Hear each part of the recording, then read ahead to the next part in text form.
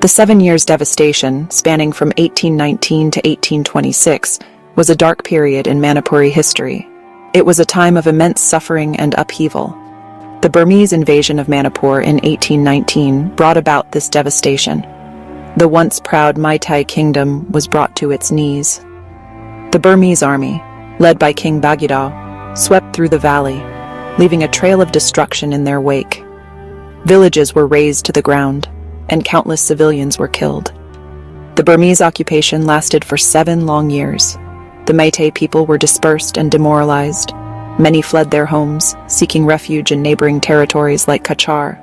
The royal family was overthrown. Manipur, once a beacon of civilization in the region, was in ruins. The 7 Years' devastation left a deep scar on the collective memory of the Meitei people. It is remembered as a time of profound loss and displacement. The event serves as a stark reminder of the vulnerability of even the most established kingdoms to external forces. This tumultuous period had a profound impact on Manipur's trajectory. It set the stage for significant political and social changes. The collapse of the Meitei kingdom created a vacuum of power in the region. This vacuum paved the way for the entry of new actors onto the stage. The British East India Company, already expanding its influence in India, saw an opportunity to intervene. The 7 Years' devastation, therefore, marked a turning point in Manipuri history. It signaled the beginning of the end of their independence and the start of British colonial rule. The events of this period continue to resonate in Manipur today. The resilience shown by the Manipuri people in the face of adversity is remarkable. The 7 Years' devastation serves as a testament to the enduring spirit of the people of Manipur. It is a reminder of their strength and their capacity for survival in the face of overwhelming odds. Subscribe to Zalengam Media to explore more stories of resilience and history. Long before the Burmese invasion, the Meitei people thrived in the fertile Manipur Valley. Their kingdom, established around 33 CE, was a beacon of civilization in the region. The Meitei were known for their sophisticated social structure, their vibrant culture, and their strong martial traditions. Their history is deeply intertwined with the land they inhabit. They developed a complex system of governance. The Meitei king, considered a divine ruler, presided over a hierarchical society. The Meitei were predominantly Hindu, a faith that permeated their cultural and social practices. Their religious beliefs were intricately woven into the fabric of their daily lives. They celebrated festivals with great pomp and ceremony, showcasing their rich artistic heritage. Music, dance, and storytelling were integral parts of Meitei culture, reflecting their deep connection to their history and their beliefs. Their artistry often depicted tales of gods and goddesses, heroes and heroines, and the eternal battle between good and evil. The Meitei kingdom was a center for trade and commerce. Its strategic location along trade routes connecting India and Southeast Asia brought prosperity. The Meitei people were skilled artisans and traders, exchanging goods such as textiles, handicrafts, and agricultural produce. This exchange fostered economic growth and cultural exchange. The Meitei court, known for its patronage of the arts, attracted scholars, poets, and musicians, further enriching the cultural landscape of the kingdom. The Burmese invasion shattered the peace and prosperity of the Meitei kingdom. It brought an abrupt end to their centuries-old way of life. The invaders' brutality left a lasting impact on the Meitei psyche. Yet even in the face of such adversity, the Meitei spirit remained unbroken. They yearned for the restoration of their kingdom and the return of their former glory. In the surrounding hills, a distinct group of people lived, the Kuki. They were spread across the rugged terrain of what is today Manipur, Nagaland, Mizoram, and parts of Myanmar. The Kuki were not a single, homogeneous entity. They comprised several sub-tribes, each with its own customs and dialects, yet bound by a shared ancestry and cultural kinship. They were known for their fierce independence and their deep connection to the land. The dense forests and towering hills were not just their home, they were an integral part of their identity. The Kuki were primarily subsistence farmers. They cultivated crops on the slopes of the hills. their lives intricately woven with the rhythms of nature. They practiced shifting cultivation, clearing patches of forest to grow crops like rice, maize, and vegetables. This method, while sustainable, required a deep understanding of the delicate balance of the ecosystem. The Kuki also supplemented their diet with hunting and gathering, utilizing their knowledge of the forest and its bounty. Their social structure was based on a system of clans and lineages. Each village was largely autonomous, led by a chief who held the respect of the community. Decisions were often made through consensus, ensuring that the voices of all members were heard.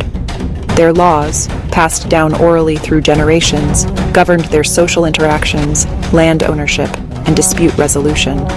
These laws reflected their strong sense of justice and their commitment to maintaining harmony within their communities. The Kuki were skilled warriors. They were adept at guerrilla warfare, utilizing their knowledge of the hilly terrain to their advantage. They were especially proficient in using bows and arrows, spears, and machetes. Their martial skills were not just for defense. They were an integral part of their culture, honed through hunting and intertribal conflicts. Their reputation as fierce warriors ensured their survival in the often turbulent region. Section 4. A time of alliance, Kuki support during the Burmese invasion. The Burmese invasion of Manipur in 1819 sent shockwaves through the region. The Meitei, caught off guard, struggled to repel the invaders. Their traditional army, accustomed to fighting in the valley, was ill-equipped to counter the Burmese tactics. The Burmese advance seemed unstoppable. The Meitei king and his court were forced to flee their capital. They sought refuge in neighboring Kachar, leaving their kingdom in disarray. The Kuki, witnessing the plight of their Meitei neighbors, faced a crucial decision. Their history with the Meitei had been marked by periods of both conflict and cooperation.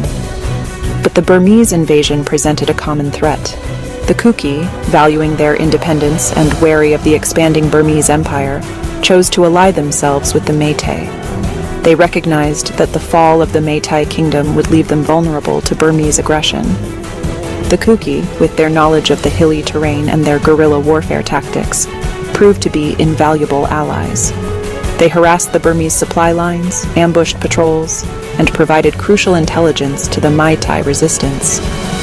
Their hit-and-run tactics, designed to wear down the enemy, proved highly effective in the dense forests.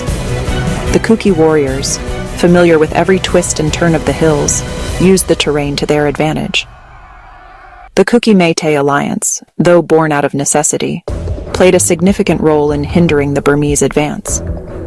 The Kuki warriors, fighting alongside their Meitei counterparts, displayed great courage and resilience. Their combined efforts, though unable to fully expel the Burmese, prevented the complete subjugation of Manipur. This alliance marked a turning point in the relationship between the two communities. It laid the groundwork for future cooperation in the face of British colonialism. Section 5. The arrival of a new power, British intervention, and the Treaty of Yandabo. The Burmese invasion of Manipur coincided with a period of rapid expansion for the British East India Company. The company, eager to secure its trade routes and expand its dominion, viewed the Burmese incursions into territories bordering its Indian possessions with growing concern. The Burmese occupation of Manipur, strategically located on the route to Assam and the Brahmaputra Valley, directly threatened British interests in the region. The First Anglo-Burmese War from 1824 to 1826 was a direct consequence of these tensions. The British, leveraging their superior military technology and naval power, launched a multi-pronged offensive against the Burmese. They captured Rangoon, the Burmese capital, forcing the Burmese king to the negotiating table. The Treaty of Yandabo, signed in 1826, marked the end of the war. It resulted in a humiliating defeat for the Burmese. The Treaty of Yandabo had significant implications for the future of Manipur. Under its terms, the Burmese were forced to relinquish their claim on Manipur. The British, recognizing the strategic importance of the region, took control of Manipur, establishing it as a protectorate. This effectively ended Burmese influence in the region and ushered in an era of British dominance. The British intervention, while driven by their own imperial ambitions, had unforeseen consequences for the people of Manipur. It brought an end to the Burmese occupation and restored the Meitei monarchy. However, it also marked the beginning of British colonial rule, with its own set of challenges and opportunities for the Meitei and the Kuki. Section 6. Restoration and its aftermath. A new era for Manipur. The Treaty of Yandabo marked the end of the Burmese occupation of Manipur. The British, having asserted their dominance over the region, decided to restore the Meitei monarchy. This decision was not entirely altruistic. The British recognized the importance of local allies in consolidating their control over newly acquired territories. They saw the restoration of the Meitei king as a way to ensure stability and legitimize their presence. The return of the Meitei king, Gambhir Singh, in 1826, was met with jubilation by the Meitei people. They had endured years of hardship and humiliation under Burmese rule. The restoration of their king symbolized the return to their former glory and the hope for a brighter future. Gambhir Singh, hailed as a liberator, set about rebuilding his shattered kingdom. The British, while restoring the Meitei monarchy, exerted considerable influence over the newly reinstated kingdom. They stationed a political agent in Manipur, tasked with overseeing the king's actions and ensuring British interests were protected. Manipur, under the terms of the protectorate, was obliged to conduct its foreign affairs through the British. Its defense also became a British responsibility. The Kuki, who had played a crucial role in resisting the Burmese, found themselves in a complex position in the post-war scenario. The British, recognizing their strategic importance and their martial prowess, sought to co-opt them. They offered the Kuki chiefs positions of authority within the colonial administration, promising to respect their autonomy in their hill territories. Section 7. The Legacy of Colonialism in Manipur. The advent of British rule in Manipur ushered in an era of profound change. The British, with their policies of administration, resource extraction, and social engineering, left a lasting impact on the region and its people. The traditional power structures were altered, new economic systems were introduced, and the social fabric of Manipuri society underwent significant transformations. The British, following their policy of divide and rule, sought to maintain control by exacerbating existing divisions within Manipuri society. They recognized the distinct identities of the Meitei and the Kuki, and instead of fostering unity, they implemented policies that reinforced these differences. This approach, while beneficial to the British in the short term, sowed the seeds of future conflict and mistrust. The British administration, eager to exploit the region's resources, introduced cash crops like tea and opium. This led to the establishment of plantations, often on land traditionally owned by the Kuki. The influx of laborers from outside Manipur, brought in to work on these plantations, further altered the demographic balance of the region. The British also attempted to impose their own social and cultural norms on the people of Manipur. Christian missionaries, encouraged by the colonial administration, made inroads into the region. Their efforts to convert the local population, though met with mixed success, contributed to the erosion of traditional belief systems. The introduction of Western education, while providing new opportunities for some, also led to the marginalization of indigenous knowledge systems. The legacy of British colonialism in Manipur is complex and multifaceted.